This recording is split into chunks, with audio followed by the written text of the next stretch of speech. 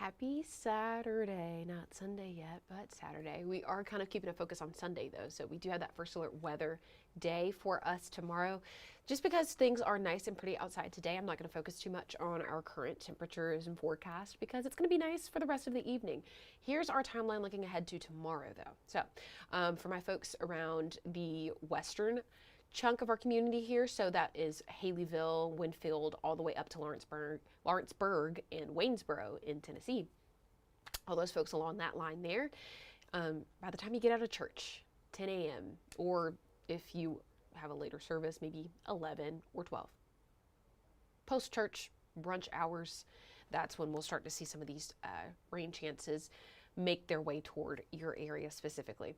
My central Tennessee Valley folks, which is basically our folks from Bremen and Oneonta all the way up to Fayetteville and part of Lawrenceburg. Looks like Giles County really, but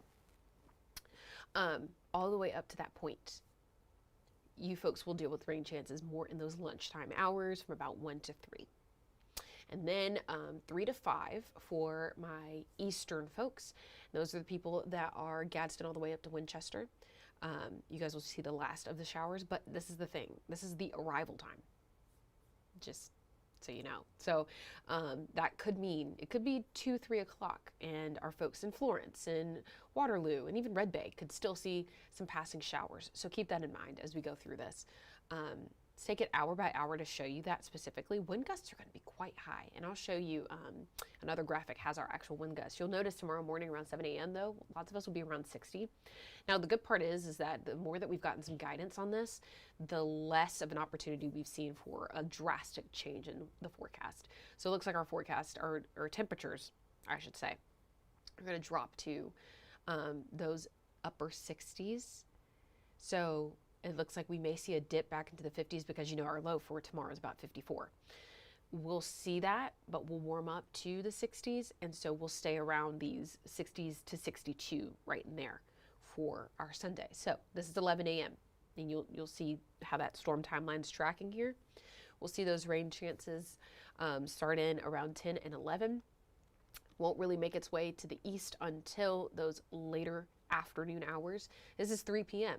And you remember I said the east at 3 p.m., that's when they'll see the rain chances. Sure enough, if you look at Albertville, Scottsboro, that's where we'll see that. However, you notice that rain is still tracking real close alongside Phil Campbell, Russellville, Florence, Red Bay, and Waterloo, like I mentioned. Lots of those folks are still seeing some heavy passes of showers and gusty winds. So doesn't mean it's going to leave your area as soon as that 2 o'clock hour hits. Whatever in time it has for you on there. That's just letting you know that's the span of time that it's getting there, because it's going to rain all day. This is 6:30. Still heavy chances, especially on our eastern end. Fort Payne, Scottsboro, Winchester, Fayetteville, Albertville here in Huntsville. Lots of us are in for a wet evening. So we'll keep cloud cover around as well, and you'll notice it's around 9 o'clock. It looks like we'll get some dry hours before the night closes, but as we start to look closer to 11 o'clock, we kind of get a little bit of a fake out and another pass of showers through the evening hours as well. So expect to hear rain all around, which around bedtime, for me personally, 11:30, this is going to sound real nice going to sleep too. So we'll keep rain going into your Monday and through the rest of the week as well. I'll show you that in a second. Here's those wind gusts around 7 a.m. It's going to be quite gusty. We're expecting to see around 22 to 25 miles per hour in the morning. The highest expected wind speed is 30 miles per hour across the board. So that's going to be very difficult for you to hold up an umbrella in. So if you've got a rain jacket or a poncho, or you've been saying, I need a new rain jacket, it's probably time for you to run out right this minute to get one, because we're going to be in the thick of these rain chances for the next couple of days. Not as heavy as tomorrow. However, it's a nuisance. We're going to keep decent breeze around, so it's going to be kind of that rain that kind of moves in sheets a little bit tomorrow. I hate that kind of rain, especially when I have to drive or like be outside.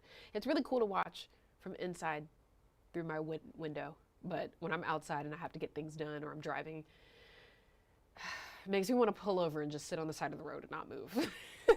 So this is tomorrow morning, and as we go through the rest of the day, you'll notice it doesn't really back off. It only gets a little more intense. I'm going to pick out For specifics, Fort Payne still at 24, 25 in Guntersville. Scottsboro kind of sees a little dip in the breeziness that they're going to see, but most of us, you see it, they go from 16 back to 22 miles per hour. So windy day. And it's not just us here in North Alabama and the Tennessee Valley dealing with it. It's going to be a statewide situation. This is around 8:30 tomorrow, so you can see it's kind of passing through all of the state. So a lot of us will see some rain tomorrow. So if you were planning to travel, I know we've got the Classic going on. I know, I don't think the Alabama game is a home game. Don't think so. But even still, maybe it is. Am I wrong on that? Anywho. I know a lot of folks are traveling. We've got plenty of games, plenty of things going on this weekend. So if you're traveling to and from different parts of the state, keep in mind, it's going to be a wet one all around. So we'll be cognizant of that. And your first alert weather day for tomorrow is going to be most of our day ahead. And it's probably not going to let up until, I would say, maybe 4 or 5 o'clock. The biggest point here is the fact that it's a heavy rain. That's the biggest point that we want to drive home. It's heavy rain and wind gusts. Nothing severe. Kind of a rinse and repeat of last week where it was just heavy rain and wind gusts that we were concerned about. So it's just going to make for some slick pavement. Be careful driving around. If you haven't taken a look at your car just to be sure with your windshield wipers and tire tread. I don't know, I heard my dad mention it and I heard Brad mention it, and I was like, that probably may be something important. I don't quite know what exactly. I feel like I know what it does. But if somebody was to show me a tire and be like, where is it? Could not help you on that. Anywho, we're going to look at the folks driving on 565 and what we're looking at right now outside, 70, nice and comfortable. If you haven't been outside to enjoy the weather that we're having, please go ahead and do so now. Sit out on your patio. Go walk your dog. Walk your cat. Just get outside. Play with the kids. Something. It is nice. And we will not see sunshine for a little minute. So I'll show you that in our 7-day. Looks like once the rain comes in tomorrow, it's here to stay. So go ahead, sit outside while you can. Read, watch a game, something. To force yourself to get outside and enjoy the vitamin D while we have it. So right now, lots of us are in those low end 70s. Some folks already getting into the upper 60s for the afternoon. So we'll continue to see a decline for the next couple of hours, getting into those 60s. Our lows for the night expected to be around the mid 50s. You can kind of see there's some rain chances. For us here in Alabama, it's more so central and South Alabama dealing with those rain chances. Parts of our Tennessee communities could see a passing shower or two, but even still, you can see it gets right to what looks like maybe Lawrence County there. Looks like it's just at like the tip of that county maybe. So let's take a little sneak peek into our Halloween forecast. We're a little less than a week. We've got 6 days till the holiday. Exciting. It's going to be chilly breeze. 50s is where our forecast is going to sit by that point. Yeah, we're going to get some cool weather to come in. Next couple of days aren't going to be as cool as we thought they would be because this cool air mass that's moving in right in the next day, it's not pushing us as far back into the 50s as we thought it would. However, we do have another system set up that's supposed to be coming in, I think Wednesday. Maybe moving a little slower than that, but even still, it's going to push our Friday temperatures a little cooler. So for my parents, if you're kind of looking out for your trick-or-treaters, they may need a little extra layer. Now, don't go make their costume look lame, okay? Make it look cool, but safe. I was a victim of that one year. I passed out candy and it was freezing. It was freezing that year. And I had to put on gloves and leggings and a beanie, and I was supposed to be Supergirl, and at some point it just did not give Supergirl. Did not. Anywho, so cooler night expected for trick-or-treating. Make sure the kiddos are bundled up a little bit because it is going to be cooler than what we are anticipating and what we felt for the past couple of days. If you haven't started to get the idea of it's a little cooler outside, now's a good time for you to think about how cool it is outside. Right. So Looking ahead, Sunday, 80% chance of rain. Thankfully, it dies down a little bit into 40 and 50 come Monday, Tuesday, and even Wednesday. Now, Wednesday is when we're supposed to have the cooler air mass coming in. Highs for that day around 55. We'll stay in the low 60s for the next few days, but Wednesdays when we get back to those 50s. So Wednesday night into Thursday, 40s, right? We've had a couple of those days. Thursday into Friday is what we're concerned about because that could be the first freeze of the season. Could be. So, well, frost, I should say. Not exactly freeze, frost. So, for my folks that have plants or outdoor, anything that's outdoor that you kind of feel like it may be susceptible to a potential frost. That is not a plant, flower, even crops of that nature. Anything that's not that, but still may fall below that criteria of a little bit of danger for them. It's probably time to take that night to pull your stuff in and make sure everything's all safe and secured as it needs to be. Because I mean, we do warm back up, but by that being the first time we hit 30s, I just wouldn't chance it. You know, just want you to be safe. I don't want anybody to lose plants this season. So keep that in mind. Especially, you know, you think about your 3 Ps. You think about the plants and the pets and the pipes. We're not to that degree of pipes just yet.